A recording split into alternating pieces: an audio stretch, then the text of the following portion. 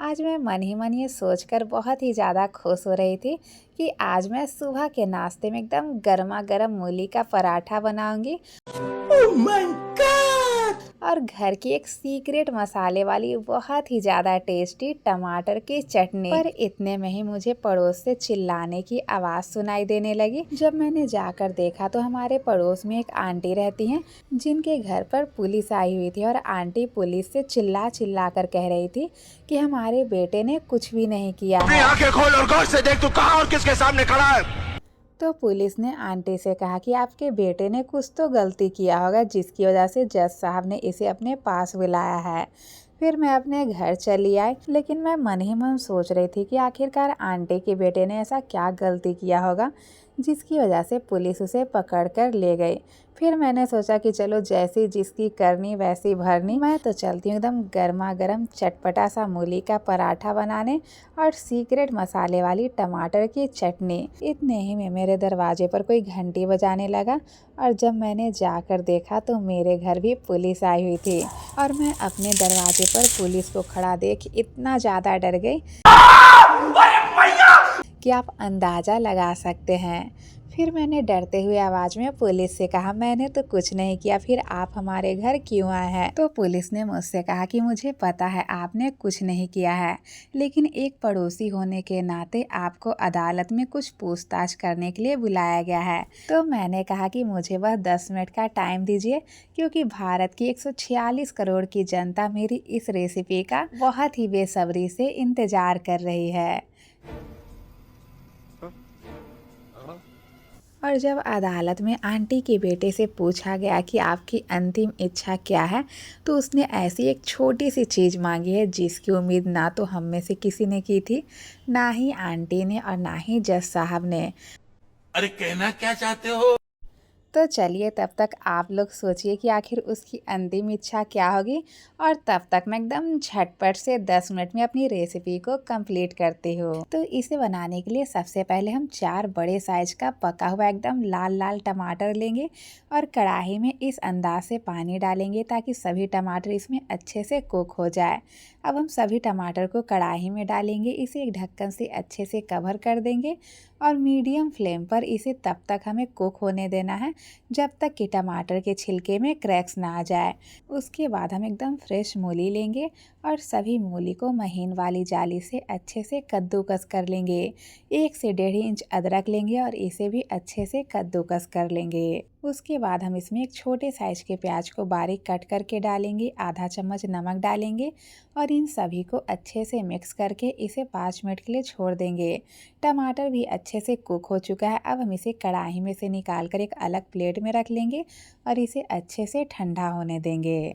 उसके बाद हम एक बाउल के ऊपर एक साफ़ कॉटन कपड़ा रखेंगे और जो हमने मूली को कद्दूकस करके रखा हुआ था सभी मूली को इस कपड़े में ट्रांसफ़र करेंगे और इसे इस तरीके से अच्छे से प्रेस कर करके इसमें जो भी पानी है इसे अच्छे से निकाल देंगे। और जो मूली वाला पानी निकला है इसे हम फेंकेंगे नहीं, इसका यूज हम करेंगे आटे के डो को तैयार करने के लिए। अब हम गैस पर पैन चढ़ाएंगे और जब पैन हल्का सा गर्म हो जाएगा तब हम इसमें 4 चम्मच धनिया, 1 चम्मच से थोड़ा सा ज़्यादा काली मिर्च लेंगे, 2 चम्मच जीरा, आधा चम्मच सौंफ, 12 से 15 सूखी लाल मिर्च लेंगे।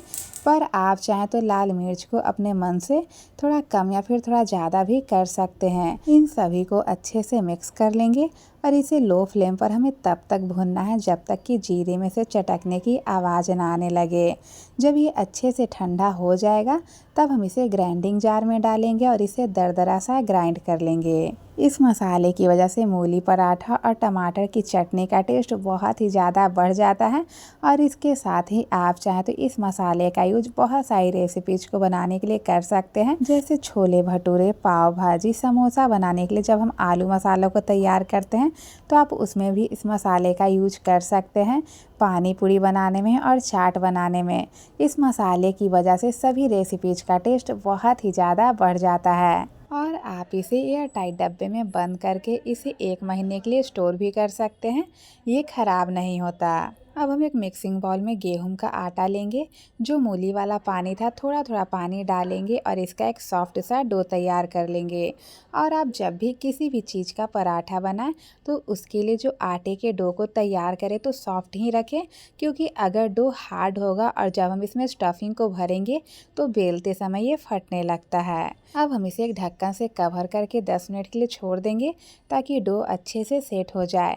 उसके बाद जब टमाटर भी अच्छे से ठंडा हो जाएगा तो इसके सभी छिलके को हटा देंगे और इसे मैशर या फिर छोलनी की हेल्प से इस तरीके से सभी टमाटर को अच्छे से मैश कर लेंगे। उसके बाद हम इसमें थोड़ा सा बारीक कटा हुआ प्याज डालेंगे, थोड़ा सा हरी मिर्च, थोड़ा सा धनिया का पत्ता।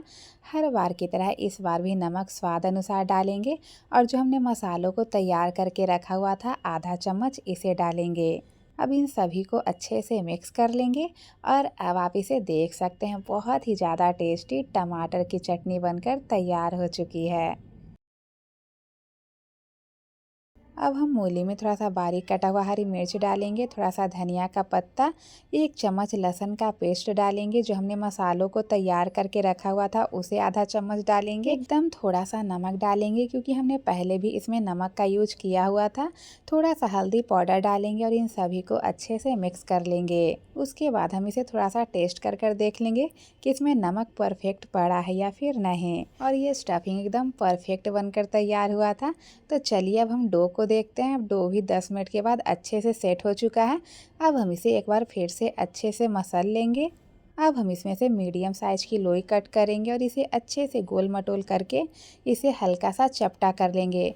उसके बाद हम इस पर थोड़ा सा सूखा हुआ आटा लगाएंगे और इसकी एक मोटी सी रोटी बेल कर तैयार कर लेंगे। और आप इसकी मोटाई को देख सकते हैं, इस रोटी की मोटाई को हमें ठीक इतना ही रखना है। अब हम रोटी के ऊपर स्टफिंग को इस तरीके से अच्छे से सेट करके इसे स्क्वायर शेप दे देंगे। अब हम इसके किनारों पर थोड़ा थोड़ा पानी लगा देंगे और उसके बाद हम रोटी को इस तरीके से फोल्ड कर देंगे।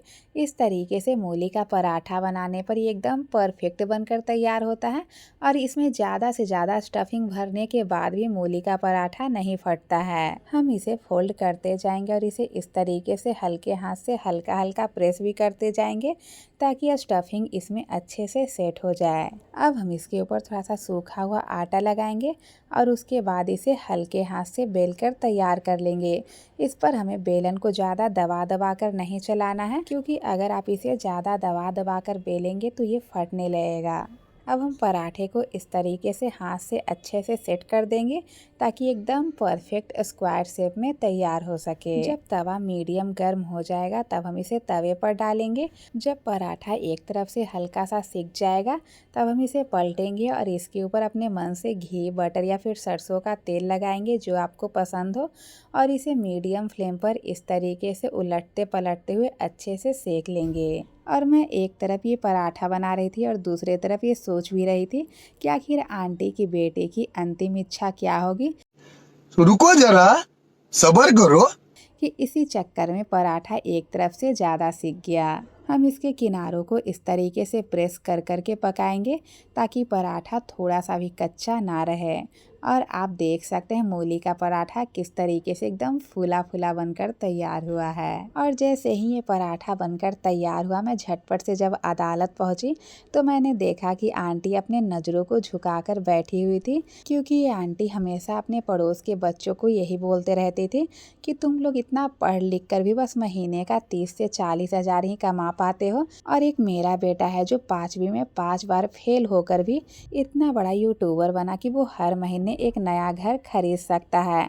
और हमारे मम्मी पापा को भी ये ताना मारते रहती थी कि आपके बच्चे पढ़ लिख कर भी क्या ही कर पाए, और एक मेरा बेटा है जो इतने कम उम्र में ही अपने माँ बाप का नाम रोशन कर दिया। और इसी वजह से आंटी किसी से अपनी नज़रें नहीं मिला पा रहे थे। फिर जज साहब ने आंटी की बेटे से पूछा कि अगर कोई तुम्हारी अंतिम इच्छा है तो तुम बता सकते हो। सभी लोग आपस में बात करने लगे कि आखिर इसकी अंतिम इच्छा क्या होगी, और आंटी भी बहुत ही गहरी सोच में डूबी हुई थी कि आखिर इसकी अंतिम इच्छा क्या हो सकती है।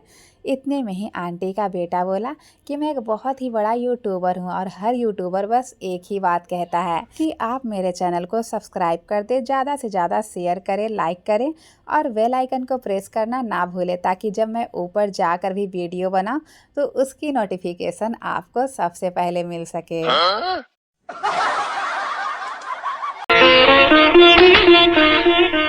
भगवान कसम, क्या प्रोग्राम दिखा दिया तूने।